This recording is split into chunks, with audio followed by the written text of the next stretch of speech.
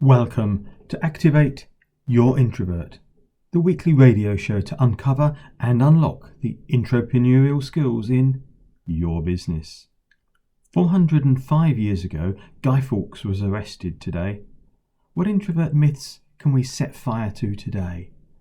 In this week's show, penny for the guy, mister, better remote meetings, and an interview with Gina Gardner.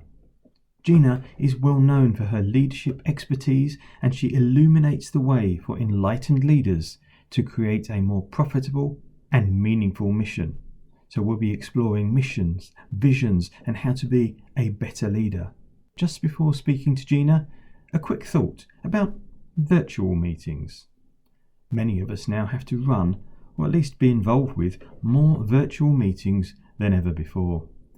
There's an assumption that introverts prefer them as there's less people contact. Simple fact is that most people, including introverts, find them tiring and often more tiring than face-to-face. In most face-to-face meetings, people will look around the room every now and again, and it's not frowned upon. But on camera, there seems to be an expectation of more concentration. One simple tip to help: have more breaks. Get people to get up and move around. The introverts will find it useful, but everybody else too. Other things that help are being much tighter on the agenda. Keep it more relevant to the people in the Zoom and stick to it. You could also try getting a different person to summarise the discussion on each subject, so every 10 or 15 minutes there's a short summary. For more ideas, go to introvertinbusiness.co.uk/remote team meetings.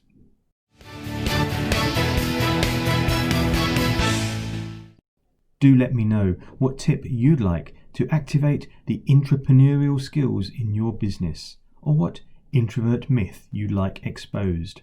Drop me an email, give me a call, or add it as a comment to your review on the iTunes store. I'd love to hear from you. But now it's time for this week's interview, where we meet Gina.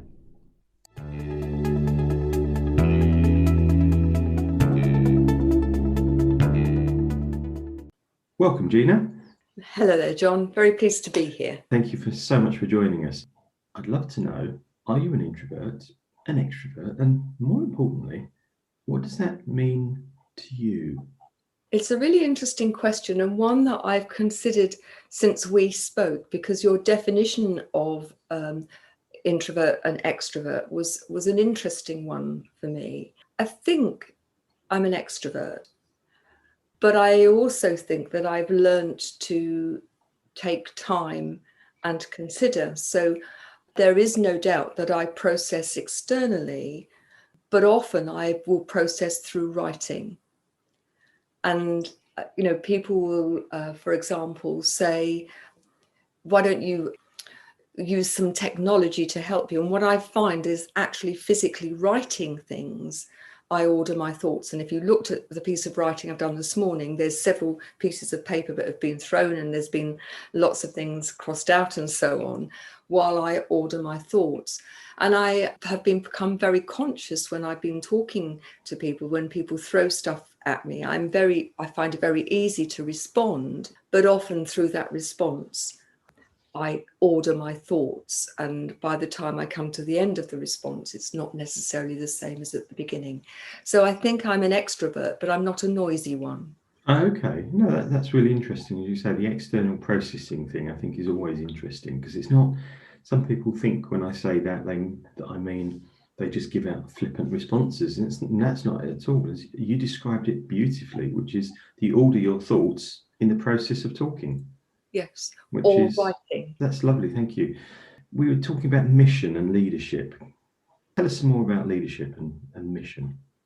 Having a mission, a vision, a purpose, I believe it is absolutely vital.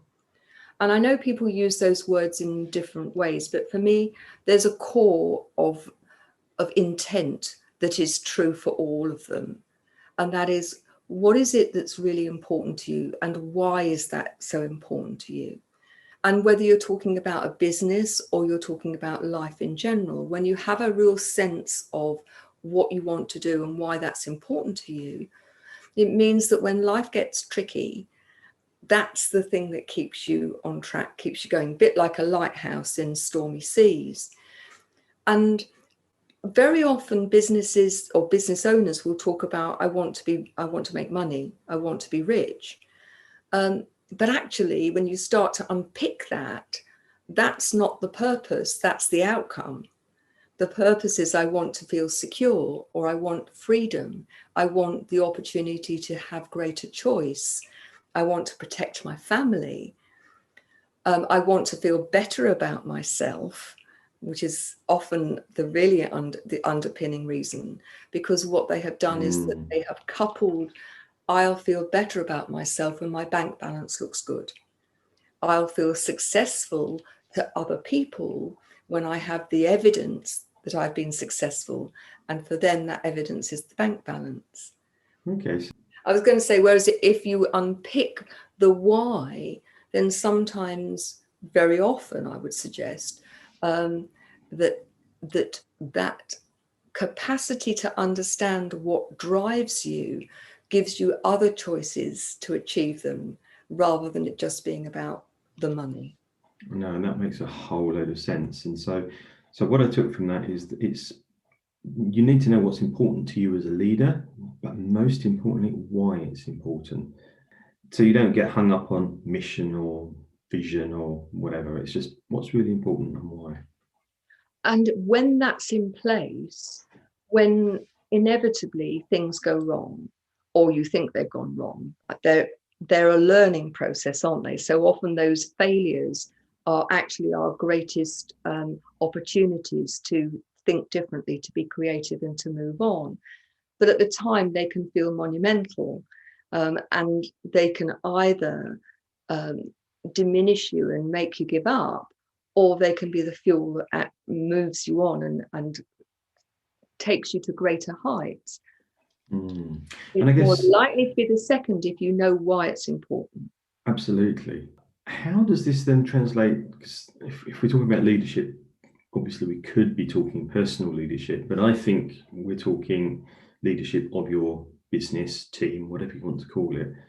And I've got to have that vision, let's call it, and the understanding of why. But how important is it that I might make my whole team understand that?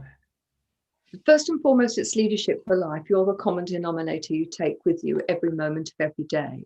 So whilst there is a distinction between personal leadership and leading others, it's not as great, I don't think, as people may make out. If you have and there are many businesses like that, where the business owner's got a view of what their business is about and why they want to do it, but that's not shared, it's impossible for staff to have ownership of that and to feel that they can contribute in the way that they would be able to if that leader had a very clear vision, which they had communicated effectively to their team, and that those team also believed in that vision and had a sense of ownership. When that happens, and particularly if you have a leader who is not micromanaging, a leader who is able to engage with their staff and utilize their skill, expertise, experience, and enthusiasms, that business is much more likely to thrive and to achieve in the long term than a company where the business owner has a vision but people have no idea what it is. So in your experience then, do you find that the leaders who don't share that vision are introverted, or does that not make any difference at all? I think it makes a difference to the way in which leaders share, not whether they share, because it's about recognizing the importance of it and having an intention that that's going to be a major theme of what you do. I think where it is different is that extroverts are probably talking about it in a very overt way, that everybody they meet is getting some version of the vision. where I think introverts have to plan more carefully how they're going to do it. And in my experience, introverts, it's not that they're not happy to speak, it's that they need to think this out before they speak. And so having done that, they will have perhaps a more structured plan about how they're going to do it. Comes back to that processing thing again, doesn't it? So if I was to ask you for a tip for an introverted leader to improve their leadership, what would that be? I think first and foremost to have faith in yourself and recognize that as an introvert doesn't mean that you can't lead others really effectively. Thank you. It is. I think that's a really important one. Yeah. And I think so often it's assumed that extroverts make better leaders, and often they don't, because often they're not only extrovert, but they've got an ego that gets in the way. Okay, yeah, that makes lots of sense. I'm not generalised. I'm not saying that extroverts have bigger egos. It's just often they're more evident because they are. Very good point. Yeah, because they talk more. They're more overt anyway. Yeah. That's right. So introverts have a big ego too. No, I know several that do. Yeah, as most teams have at least a third, possibly half of the team is introvert. Yeah. If I was an extroverted leader and I've got to have that inspiring vision for the introverts, is there any advice you'd give me as an extroverted leader? I think you've got to present it in a number of different ways, because not only have you got the issue of whether people are extrovert or introvert, but also how people learn, how people are wired. As an extrovert leader, be aware that your way isn't the only way, and that put it in written form or video form, or in a way that introverted person has an opportunity to take it on board and to think about it, process it, and then come back. Really remember that you've got 2 ears and 1 mouth for a very good reason. That's a really, really good point. Gina, there's some fantastic things you've raised in that last 10 minutes. Like all great discussions, we run out of time, I'm afraid. How can viewers get back in touch with you? The websites are genuinely-u.com. It's the word u.com, or enlightenedleadership.co. And I'll put the website address in the sleep notes for this particular episode as well. Thank you so much for your time. It's been lovely to talk. It's been my absolute pleasure. Thank you very much.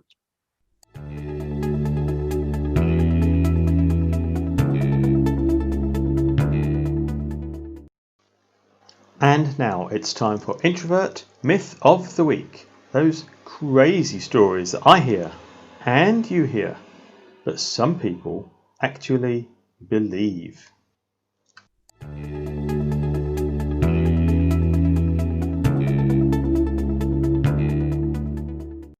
Penny for the guy, mister. Yep, I'm old enough to remember the request, even to remember stuffing guys each year and getting some pennies. You know, the old ones, the big ones. Originally, we'd draw faces onto bits of paper, but as I got older, the trend seemed to be to put a mask onto your guy. It made it much easier to make, but did it make a better guy? One myth I'd like to confine to the bonfire today is that it's easy to tell an introvert from an extrovert. More and more people wear masks, figuratively, not the COVID ones, not even Guy Fawkes ones. But if the rewards for success go to more extrovert behaviours, surely we shouldn't be surprised that many introverts will wear a mask so they can hide in plain sight. They may adopt some extrovert behaviours. That doesn't make them fully effective, but it does make them blend in. People are most effective at work when they're being true to themselves and you're communicating with them in the style that best suits them. So, this bonfire night, let's look for signs about behaviour rather than just looking at the mask, and set fire to the myth that introverts are easy to spot. There's more notes on the website about just this point. Thank you for listening to Activate Your Introvert, and I hope you've enjoyed this week's episode. I'd love to see your reviews on the iTunes store. Thank you once again, and catch up with you next week.